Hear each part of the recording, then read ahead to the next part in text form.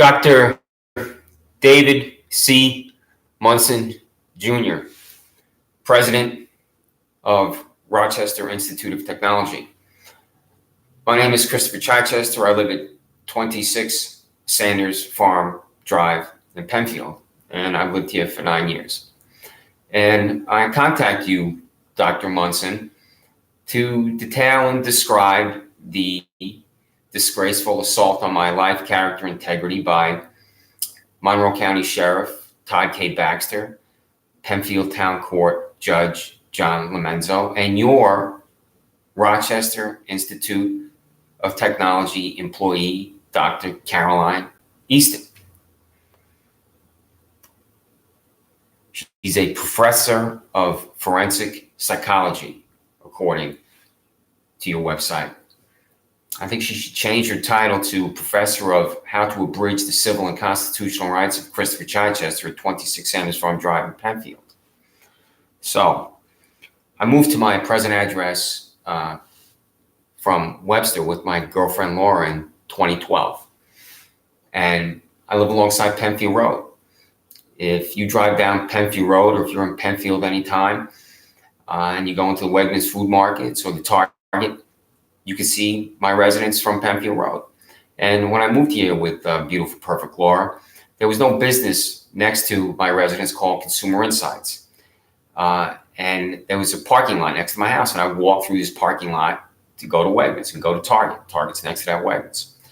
And the building that I would pass every day was the practice of Dr. Gloria Nichols, and she's a dentist. So for the first 2 years I lived here, I'd see Dr. Nichols when I occasionally walk through the parking lot to reach the sidewalk to go to Wegmans Food Market, to Target, and keep bang. This is an ordinary day. And when I would see Dr. Nichols, she was pleasant and nice, and she would say good morning, good afternoon, good evening, how are you? And when it came time to go to the dentist, I picked Dr. Nichols because she's just right over here where I'm pointing, less than 200 yards away. And she's still my dentist. Well, Dr. Nichols left her practice, and Layla Kumar and Neeraj Shah now occupy that building, and this is the Shah Law Firm. So, and then there's the construction of a building next to the Shah Law Firm. That's a 2-story building that houses a business called Consumer Insights.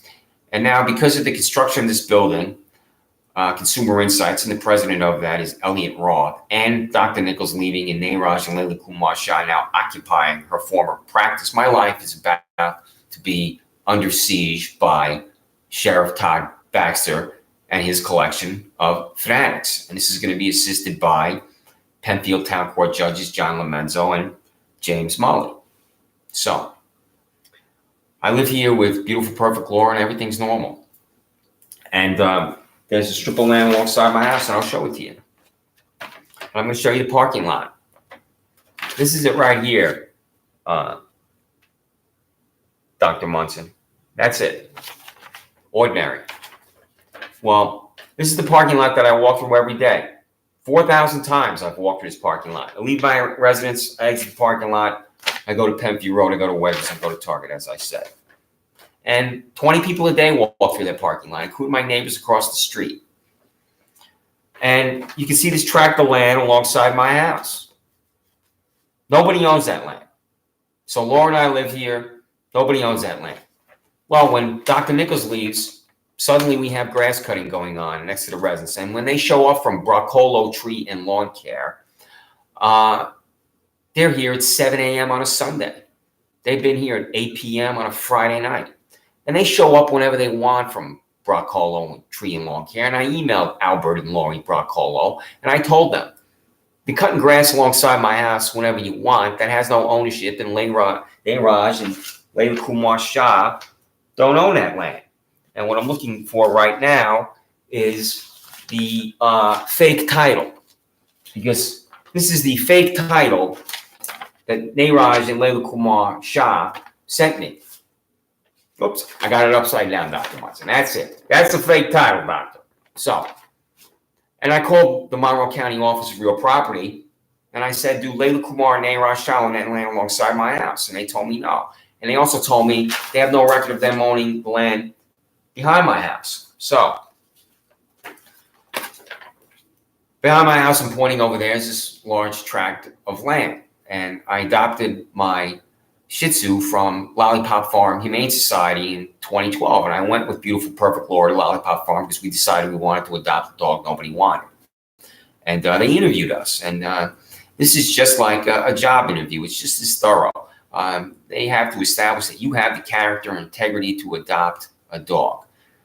Because every dog deserves to be treated with love and kindness, and it needs to be in the right hands. So Laura and I went for the interview, and we were approved, and we walked to the cages. And I'm walking through the cages, and I see a Shih Tzu standing still, and he's looking up at me like this. He's looking up at me saying, "Please adopt me, Chris." He's staring right at me. "Please adopt me, Chris. I'll be your best friend forever." So Laura says to me, "He's looking right at you." And they brought him out, and he came running over to Laura and I, and we adopted him, and he's been with me ever since. So this land over here, I would walk him. I'd take him out of my residence. I'd walk him along this land here that I'm pointing to get to land behind my residence. So I'm doing this every day for 6 years, twice a day. Well, when Dr. Nichols leaves her practice and Layla Kumar and Neeraj Shah occupy the building, one day I'm walking my wonderful little guy, and the back window from this Shah law firm opens. And there's this woman screaming at me from the back window. And I don't know why she's screaming and why she's losing it and having this emotional collapse right in front of me. And I have no idea why. So I take my little guy in and I walk over there. And I open the door and I see her. And I see this deuce and a half hunkered down in the desk. And psychopaths, when you confront them, they don't expect it. So I said to her, "What is your problem? Why are you screaming?" And she refuses to talk to me, so I leave. What I don't know is that this woman or Neeraj or Layla Kumar Shah already called animal control, town of Penfield, to come to my house, and they're going to be arriving at my house with 2 Monroe County Sheriff vehicles. So I'm in my house, I'm on my couch, right where I'm sitting now. This is where my couch used to be, where I'm sitting. And this is pounding on my door. And as I now know, they don't just announce their presence with a normal civil knock. They pound on your door. They let you know you're here at the Monroe County Sheriff's Office. So I go to the door, and there are these 2 Monroe County Sheriff employees with the animal control individual. And I look at these 2 on my front lawn, these 2 public employees, these 2 taxpayer-subsidized fanatics. And there's the animal control guy with a pole in his hand with a noose on it. Now, I'm not here with a raccoon in my house. So they're demanding my dog from the Monroe County Sheriff's Office. And I told them, as I believe any dog owner, well, you have to kill me to take my dog from me. I love my dog. So there's this vicious confrontation. They're demanding my dog from one phone call. These people that work over here at the Shah law firm, this woman that opened this window and is screaming at me, she doesn't even have the decency and integrity to come over here. Because nobody owns that land. They think they own that land, Neeraj and Layla Kumar Shah, but they don't, because they don't have the required documentation. So I told them they'd have to kill me. My neighbor Adam, he watches this disgusting, pathetic, revolting display, and they leave without my dog. And now they know who I am. All I'm doing is walking my dog, and they want to take my dog. So one day, shortly thereafter this incident, I leave my residence. I walk through the parking lot, down Penfield Road to Wegmans, and I come back. And as I'm walking through the parking lot, adding to the 4,000 times I've walked in this parking lot, I hear this screaming from behind me. And I don't know what this screaming is. So I turn around, and Neeraj Shah is in his vehicle, and he's having this emotional collapse right in front of me because I'm walking through the parking lot. And 20 people a day walk through, my neighbors walk through, that I've walked through 4,000 times. And I don't know why he's screaming. So I walk up to him in his car and I say, "What's your problem? Why are you screaming?" And he refuses to talk to me. And I also communicated with him via sign language as I'm leaving. Well, after this confrontation where he refuses to exit his vehicle and speak to me with civility and decency, Neeraj Shah goes to the Monroe County Sheriff's Office. And they want to nail me to the wall for walking through this parking lot. Not anybody else, only me. So what the Monroe County Sheriff's Office does, Dr. Munson, is they go to this building here. This is it right here, and they affix a surveillance device. That's what it is. And that's the camera. This is a little fuzzy picture. I'll probably show you. I will send you a better photograph. But that's a camera right there on this building. That's a camera that I'm pointing to with my finger. That's a camera. It's there right now still. So here we have grass cutting alongside my house constantly. That never used to happen.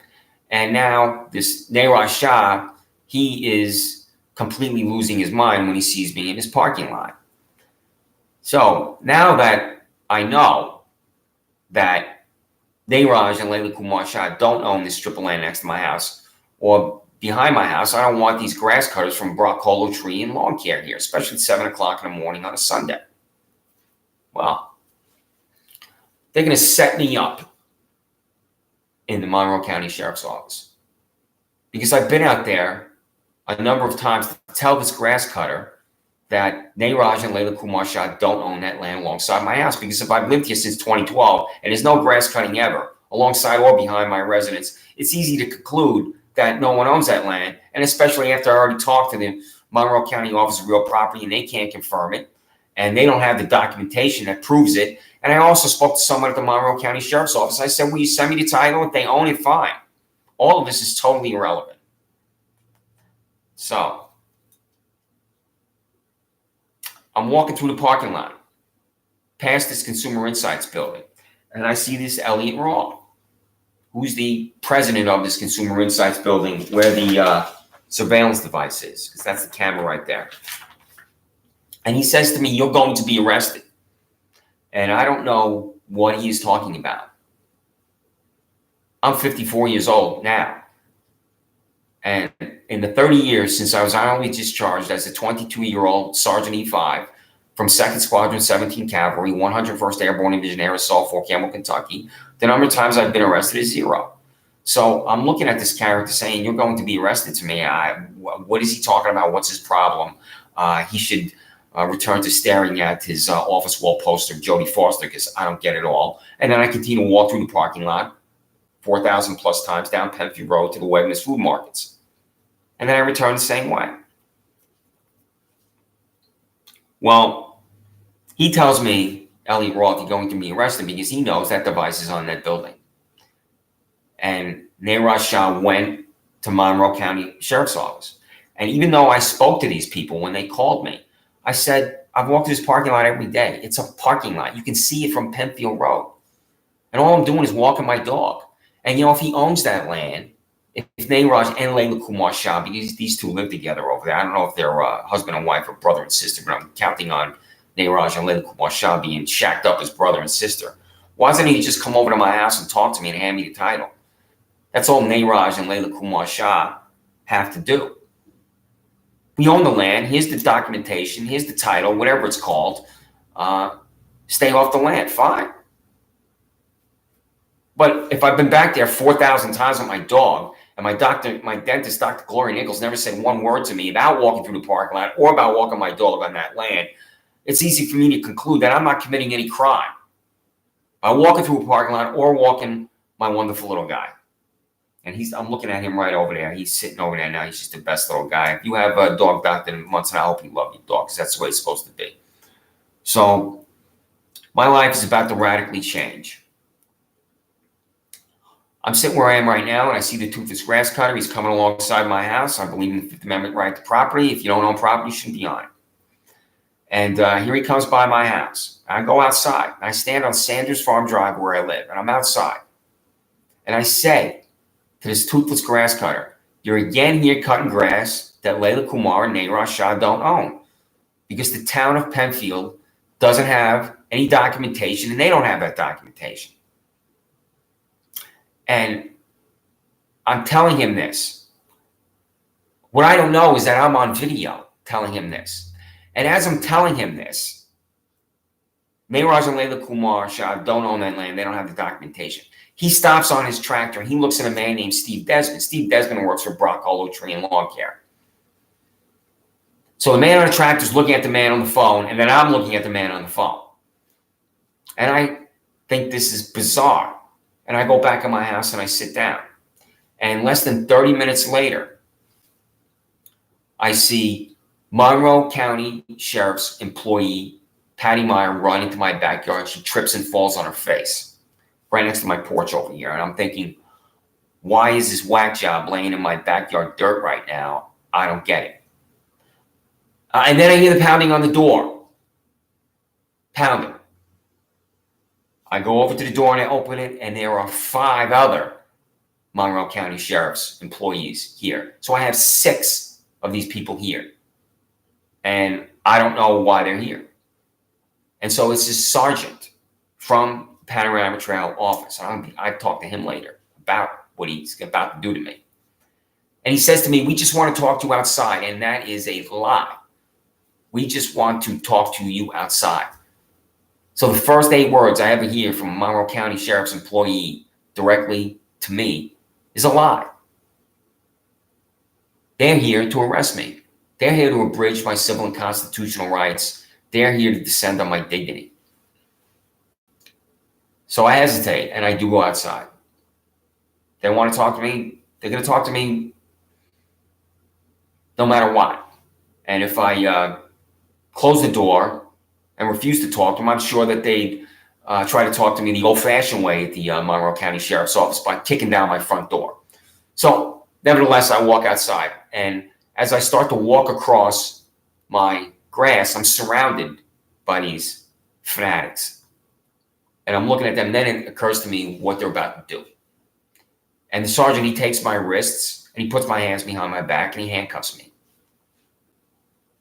And I'm in disbelief that this is happening to me, or just happened to me.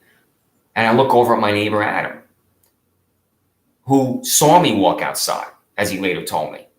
He was out there. I didn't see him when I walked outside because I walked outside briefly. I was outside for 30 seconds. I walked outside. I said, they don't know that land. I walked back inside. And I'm now on video.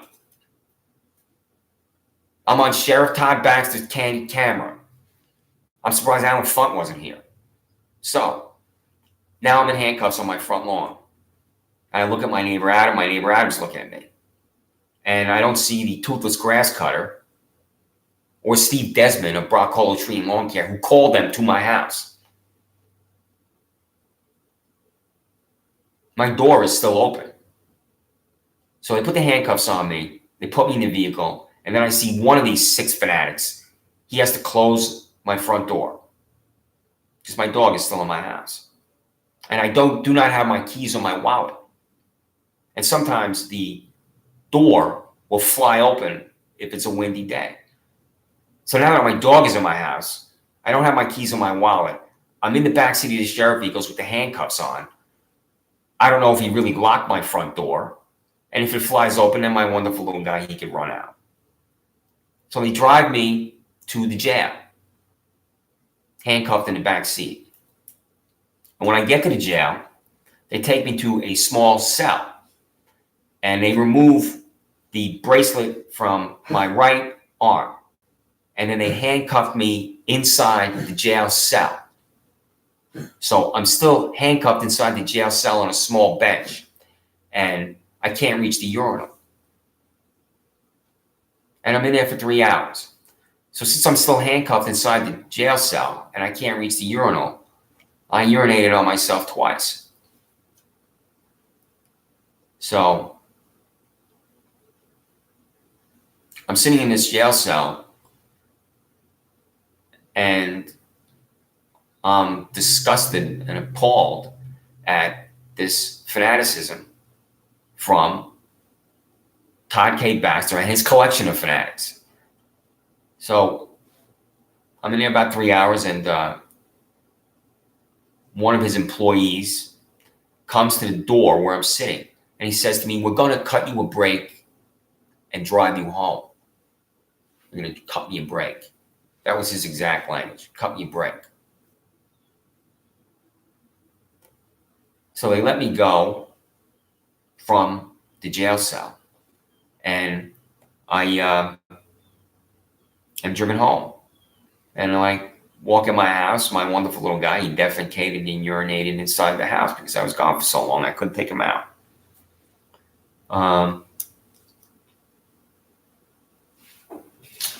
This is called, in the 1984 of Todd Baxter, Dr. Munson, criminal contempt.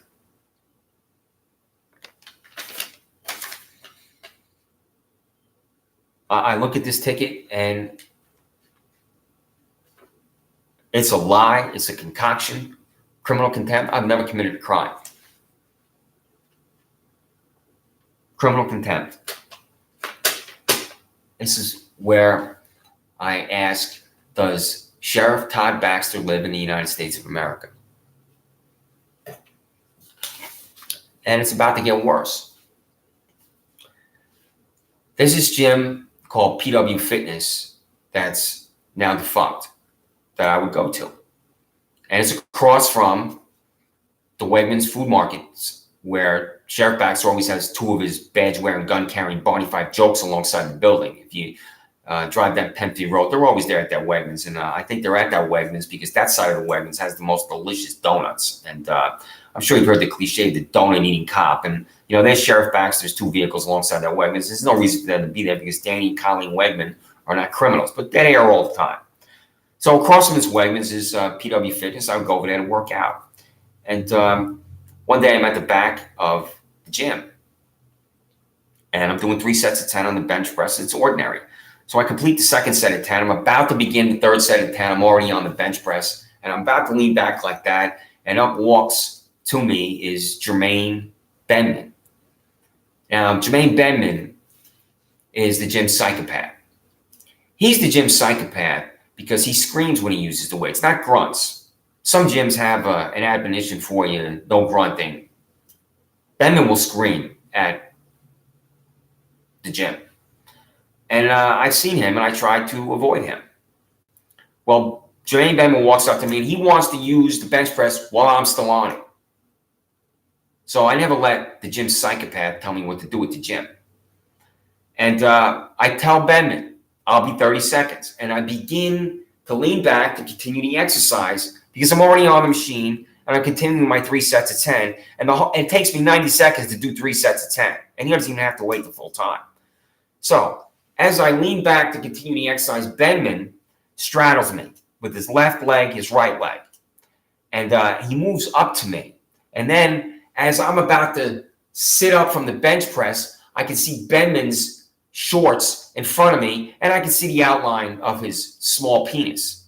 And I'm wondering, why is this whack job straddling me on the bench press?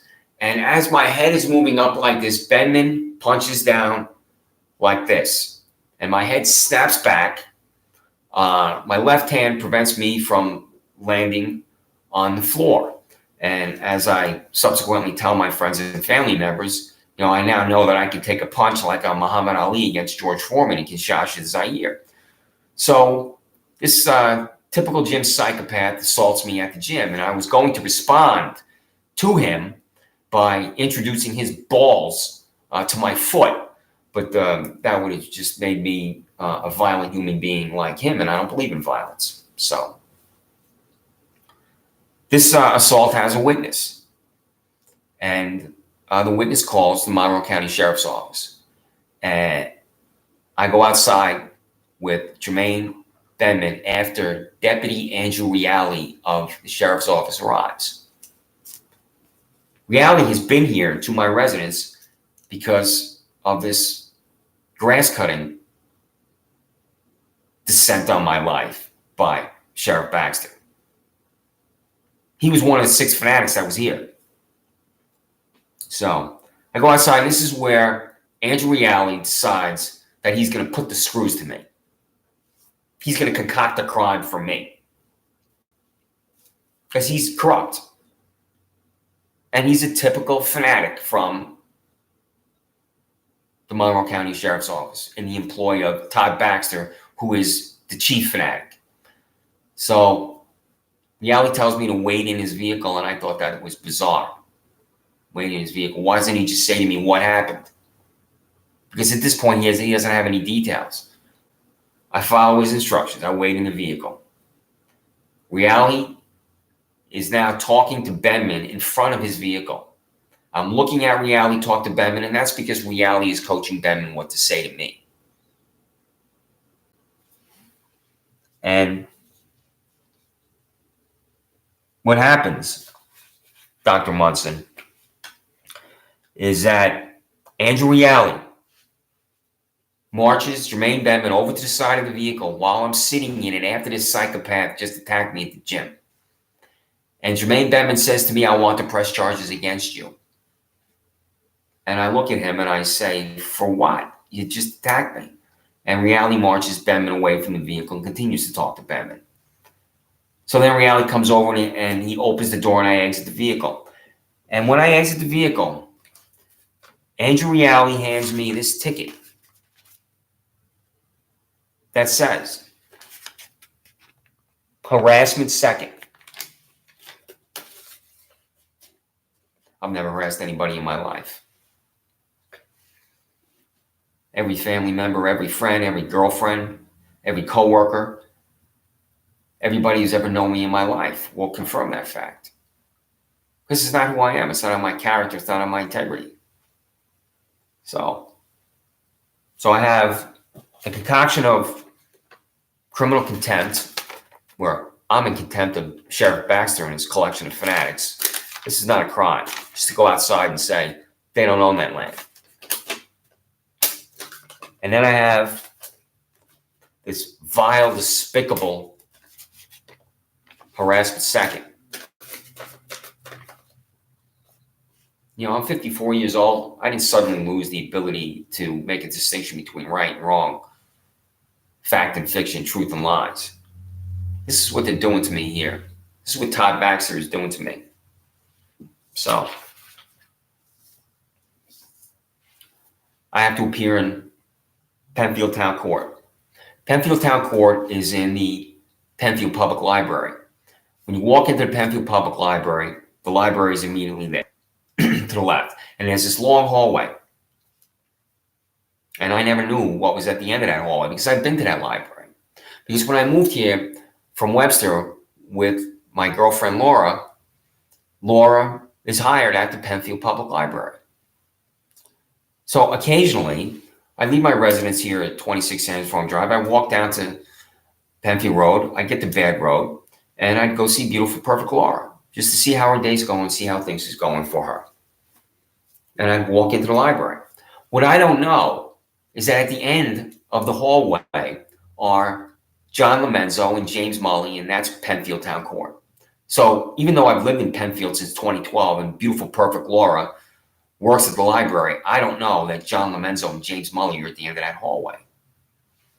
So I have to go to Penfield Town Court and I have to appear before John Lomenzo. Now, John Lomenzo is 70 years old. What is this 70-year-old man doing on Penfield Town Court? Why is he there? You should be retired. People retire in the United States of America at 62, 65, or even earlier. What is a 72-year-old man doing on a 70-year-old man doing on Penfield Town Court? It's ludicrous. It's ridiculous. Well, now he's there to abridge my civil and constitutional rights, and he's there to make it impossible for me to live a normal life. And he's there now to send me to jail. So I walk into Penfield Town Court and I stand at the podium and I'm looking at John Lomenzo and he says nothing to me. And I look over to the female prosecutor. Now the prosecutor is supposed to make an argument in court. The prosecutor is supposed to detail the criminal acts of the accused. The prosecutor is supposed to say, that guy over there, Chris Chichester, committed this crime. And then this prosecutor is supposed to detail why Chris Chichester is guilty, or anybody is guilty of a crime. That's the way it works. The prosecutor talks in court. Not in Penfield Town Court, not with the Monroe County District Attorney's Office. I'm looking at her. She's standing at the podium saying nothing. She did not say one word.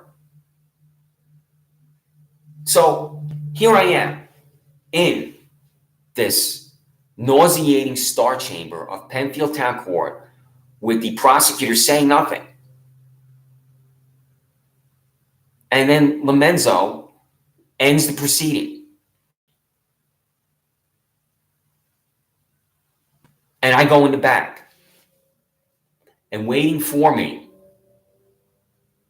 is Monroe County Sheriff, taxpayer-subsidized employee Andrew Reale, the man who marched Jermaine Benman around the side of the vehicle that I was in, and had Jermaine Benman say, "I want to press charges against you," and that's how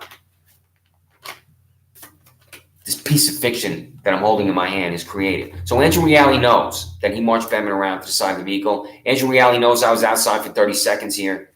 Tell him, "You don't own that land. Put your hands behind your back," he says to me, Andrew Reale. So I do. I didn't want to, but I did. I complied.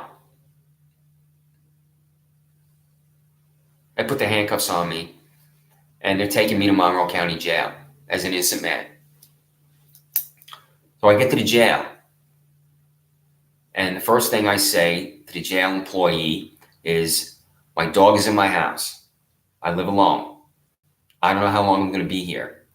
I have a spare key taped to my back porch. Someone from the town of Penfield or Monroe County or the appropriate government agency needs to go to my house and take my dog out of my house, and he needs to be boarded and sheltered because he's there by himself." And this man at the Monroe County Jail, this wonderful man, did this for me. So,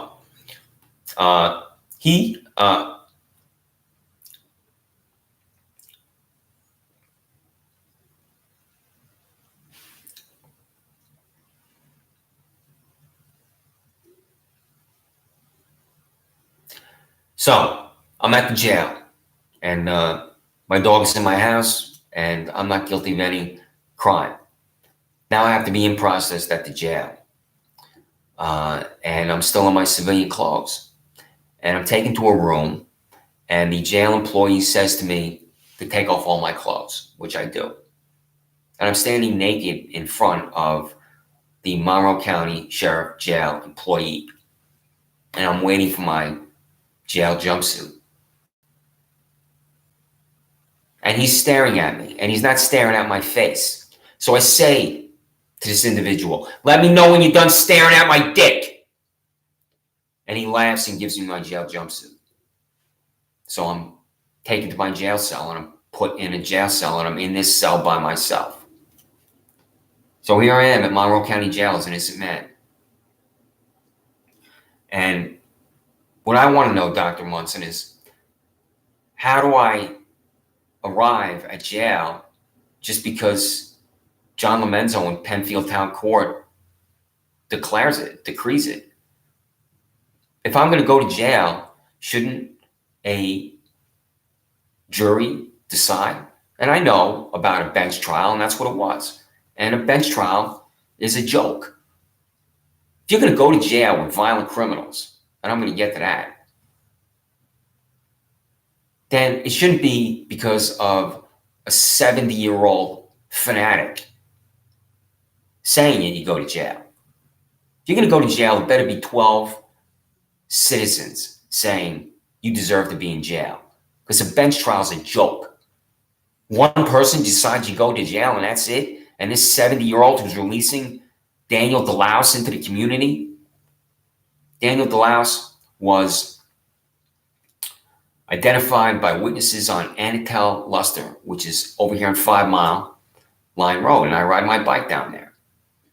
And Daniel DeLouse was handing candy to children because he's trying to gain their favor and entice them, and witnesses said that he was doing this. And what Daniel DeLouse is trying to do over there on Anatel Luster, trying to entice children with candies, he's trying to rape them.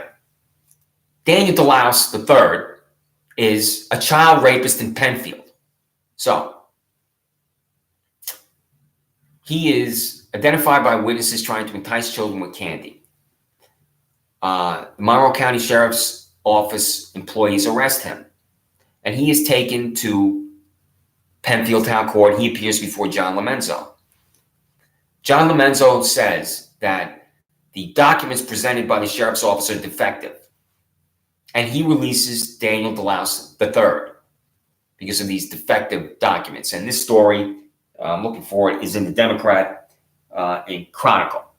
I don't have it here to show it to you, but this is a story about Daniel DeLouse III being arrested and taken to Penfield Town Court, and then Lomenzo saying the documents I have are defective. Then he releases DeLouse.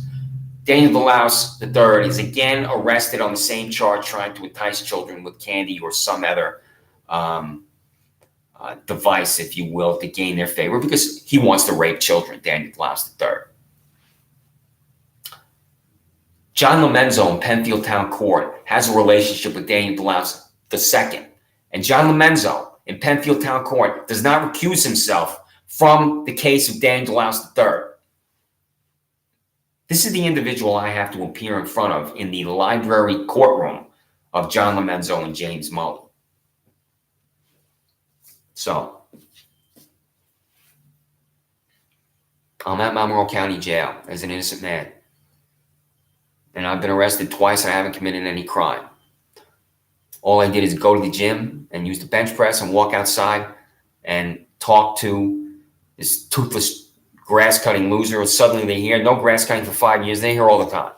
And the result of just going outside for 30 seconds on Sanders Farm Drive is in the 1984 of Todd Baxter, criminal contempt. And the result of going to the gym and working out on the bench press in the 1984 of Todd Baxter is harassment second. So Dr. Munson, I'm at Monroe County Jail as an innocent man. And I'm having breakfast, lunch, and dinner with the most violent criminals in Rochester. And one day, I go early when I'm there, the first week, I go to get my lunch tray, and there's this large man next to me. He's about 6'4", 280 pounds. I'm not 6'4", 280 pounds. And I sit down and I eat my lunch next to this man. I don't say anything to this man because I don't talk to any of the inmates. I don't say anything to anyone. I'm not making conversation. And this is not exactly the Algonquin round table either. So later that day, I'm in there with an 80-year-old man named Bob. So Sheriff Baxter has gang members and vicious criminals in there with an 80-year-old man. So I begin to talk to Bob, and Bob's the nicest guy. But he's in there because he had a situation with his wife or girlfriend where there was some violence or something along those lines. I don't know specific facts, and that's why Bob is there. Well, 80-year-old Bob tells me that this man that I was having lunch next to murdered his neighbor in Rochester.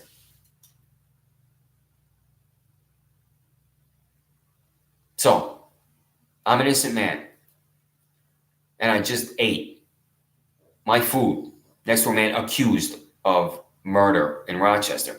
And when I was subsequently released, I was obviously released because I'm home now, I read the Democrat Chronicle story about him.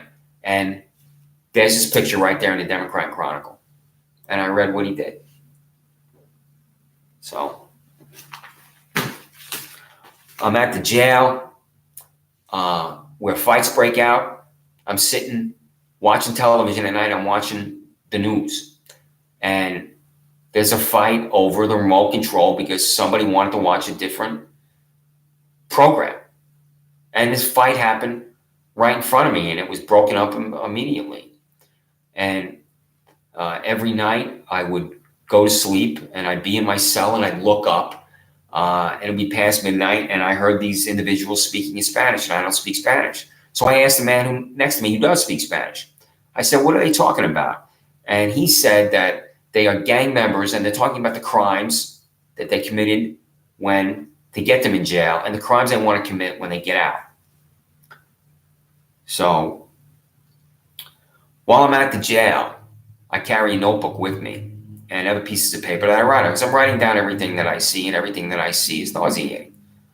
I'm writing constantly.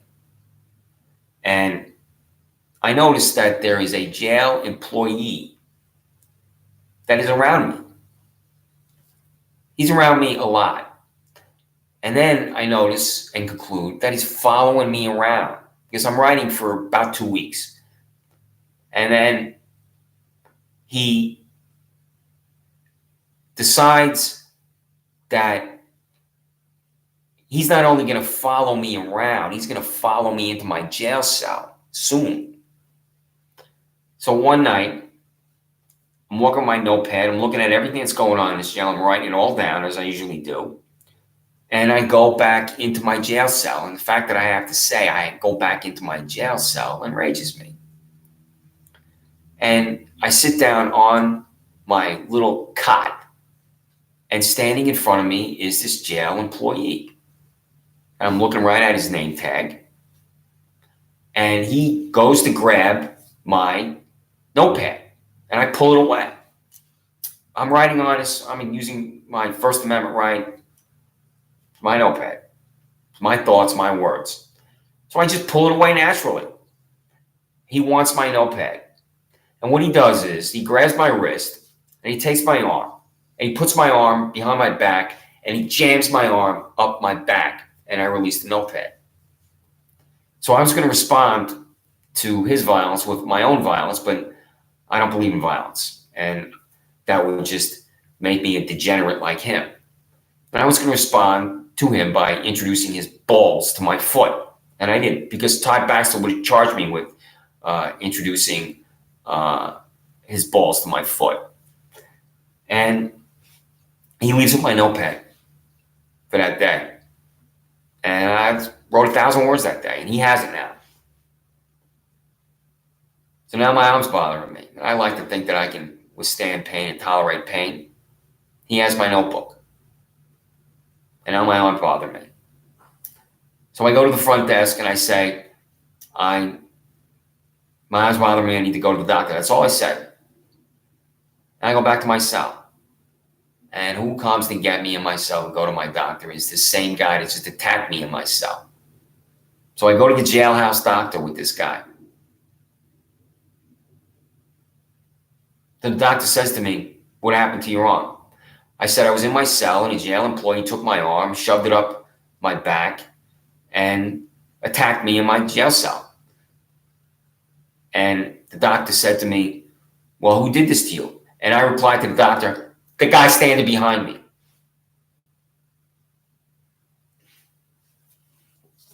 So, Jermaine Benman, this violent thug who attacks me at the gym. I have to appear in front of John P. Lomenzo Jr. John P. Lomenzo Jr. decides that he wants to humiliate me. And the way he's going to humiliate me is the order of protection. Benman attacks me when I'm at the gym. So this is an order of protection signed by John P. Lomenzo. It is hereby ordered that the above named defendant, that's me, observe the following conditions of behavior. And these boxes are checked. Stay away from Jermaine L. Benman and the home, school, business, place of employment of Jermaine L. Benman. Refrain from communication or any other contact by mail, telephone, email, voicemail, or other electronic or other means with Jermaine L. Benman. Refrain from assault, striking, harassment, aggravated harassment, menacing, reckless endangerment, strangulation, criminal obstruction of breathing or circulation, disorderly conduct, criminal mischief, sexual abuse, sexual misconduct, forcible touching, intimidation, threats, or any other criminal offense or interference with Jermaine Benman. Strangulation. I'm not supposed to strangle Jermaine Benman. So here we have Penfield Town, 70-year-old John P. Lomenzo Jr. orders me not to strangle Jermaine Benman. Well, an order of protection. There's not an order of protection for Benman to avoid me in the 1984 of John P. Lomenzo Jr. Penfield Town Court. I leave my house one day. I walk down Penfield Road. I go to Wegmans Food Market's headquarters of Sheriff Baxter. And I see his vehicles alongside the building like I always do. As I'm about to walk in to Wegmans Food Markets, passing me in the parking lot is Jermaine Benman. So I violated this order of protection.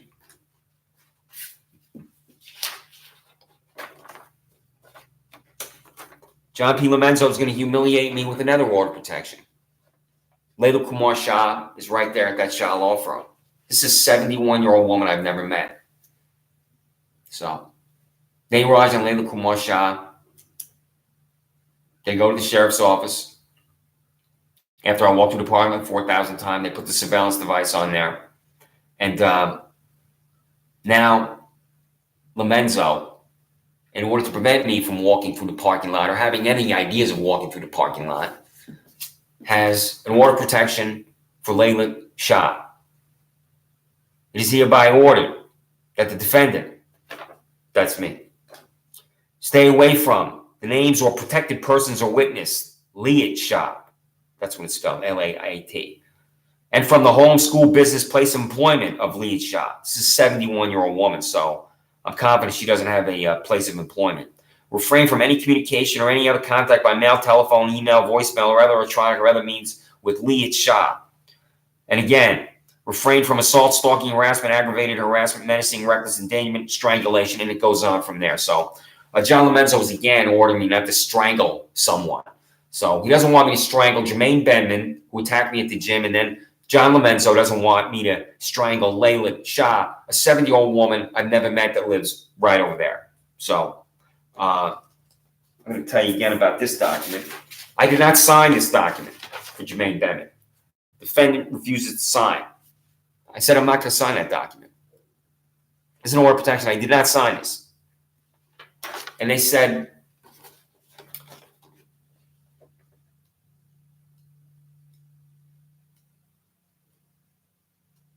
that they were going to bring charges against me if I continued to refuse to sign other documents. And I ignored it.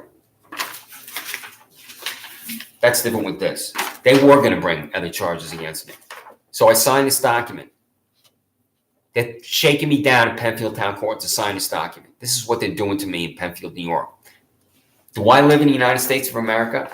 I'm being forced to sign an order of protection for a 71-year-old woman I never met because they say they're going to bring more charges against me.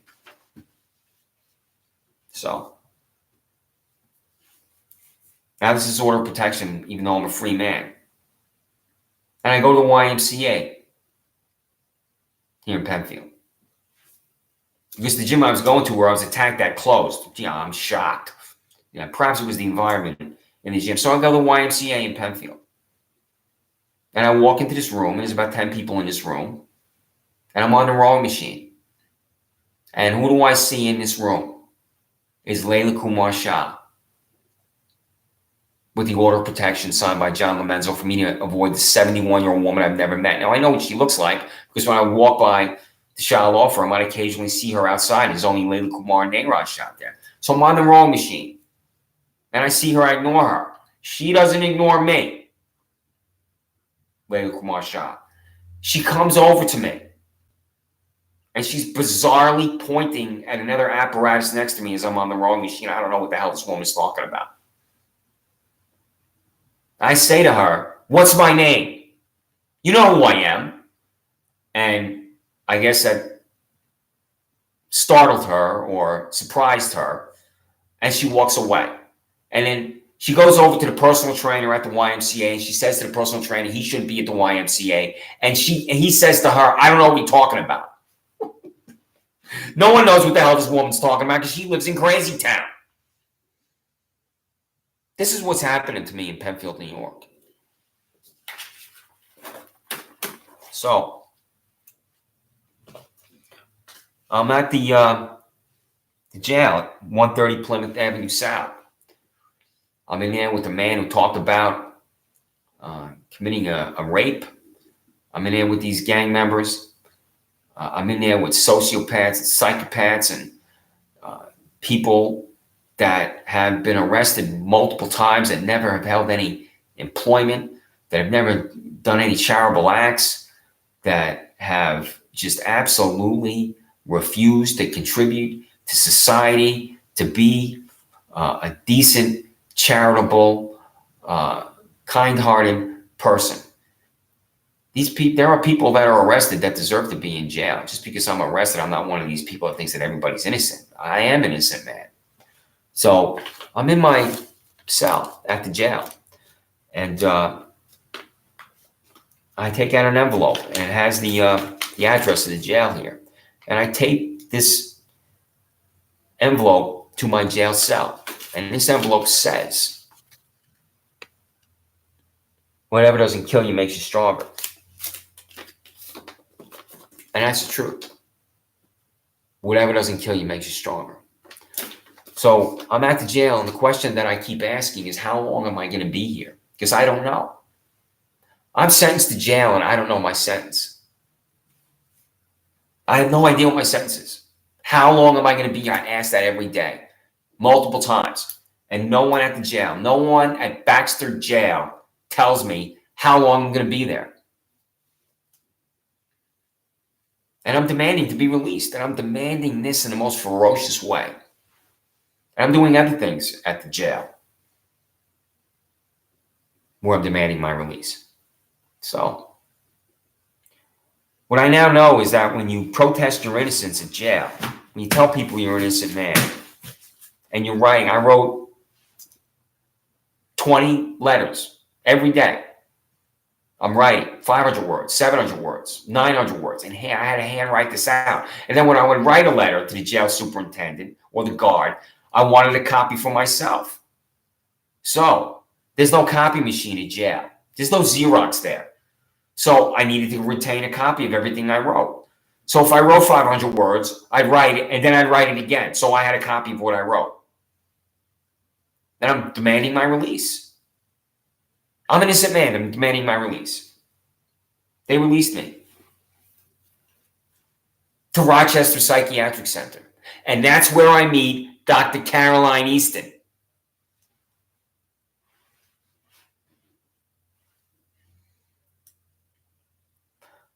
I'm at the Rochester Psychiatric Center now. And at Rochester Psychiatric Center is Victor. And Victor is a man who has drool on his mouth. And the drool congregates around his mouth. And then some of the drool begins to go downward about 6 inches. And he cannot control this drool. And he also has a difficult time communicating. If he wants something, he can't communicate what he wants or what he needs. He really is someone that has such a mental deficiency that he can never function in civil society. And I'm also there with a man named John, who is a really nice man. And I can't eat the food at this place. And he would bring me snacks. And the snacks would have the names of the other patients on there. I had these wrappers and would have your name on it. And he knew that I couldn't eat the food, and he would bring me a candy bar or whatever it was. So I became friends with John, and I would talk to him a lot. And he had been in and out of psychiatric centers his whole life, and he had been in this one approximately a year. So every day I'd go talk to John. And one day I'm talking to John, and he says that he likes being at this concentration camp. And I tell him, you're not at a concentration camp. And he says to me, well, the fence in the backyard has the wire around it. And he's right about that. You walk in the back of Rochester Psychiatric Center, there's this huge fence, and it has that wire around it to prevent people from escaping, obviously. So I tell him, that's just to prevent people from escaping. You're not in a concentration camp. And he doesn't believe me. And I'm in Rochester Psychiatric Center with elderly women that walk up and down the hallway in their nightgowns. And they walk up and down the hallway every night in their nightgowns. And I'm thinking, wow, how did I possibly get here? And I do not know when I'm going to be released. So I was an innocent man in jail. I'm not guilty of any crime. And then I have this involuntary psychiatric hospitalization directly from jail. And I have no idea how long I'm going to be at Rochester Psychiatric Center. And from the time I went to jail, I could not make a phone call to my mom and dad. I could not call my 78-year-old mother and my 84-year-old father at jail because they live in Virginia. So from the time I went from my residence to 26 Sanders Farm Drive over to the Penfield Public Library, and this is now a month, I have not spoken to my mother and father, and I speak to my mother and father every day, either phone call or email. Every day I speak to my mother and father. And they have not heard from me in a month. I can't call them from jail. And now I can't call them from Rochester Psychiatric Center. They don't know where I am or what I'm doing. So here I am at the psychiatric center with these patients who don't even know they're in a psychiatric center because they haven't had any life that can be defined as a normal life. They haven't been employed. They have not been in the military because when I talk to them, I'm not hearing any military service. They have not done the things in life that millions of people do every day that are normal and ordinary, that don't result in being forcibly confined in a psychiatric center. I was in the dining area once, just sitting there, and I was writing, as I always am. And a man came up to me, and he said to me, "That's my coloring book." And I have no idea what he's talking about. And he says to me, "That's my coloring book." There's no coloring book on the table. There's nothing on the table. And I'm looking at him, and he's looking at me. And I said, "I don't know what to tell you. There's no coloring book. I don't have your coloring book. There's not one on the table." And then he walked away. There's a man that sits in the same room, and he sits against the wall. And he has his arms folded, and he talks to himself all day long. And then he will periodically scream. He will scream. And I would have to get up and leave the room when he would start to scream. And I'm thinking, how did I get here? I haven't committed a crime. I'm not mentally ill. What am I doing here? And, that's when I would meet with the, doctor in charge of the Rochester Psychiatric Center, and I would tell him everything that I'm telling you. What am I doing here? I'm an innocent man. I haven't committed a crime. I'm 54 years old. I know the difference between right and wrong. So I've been arrested by Todd Baxter's fanatics, and then you have me with this involuntary psychiatric hospitalization. What am I doing here? So this is where I meet Dr. Caroline Easton, because your Dr. Caroline Easton, I discover, wrote and filed a document with the court about my case.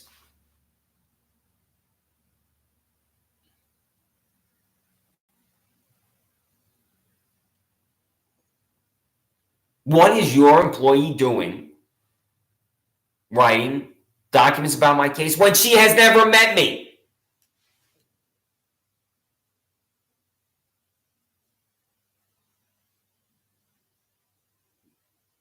What's the answer to that question?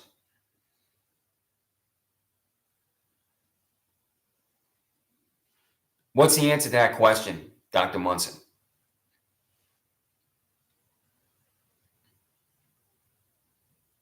So, you know where to contact me.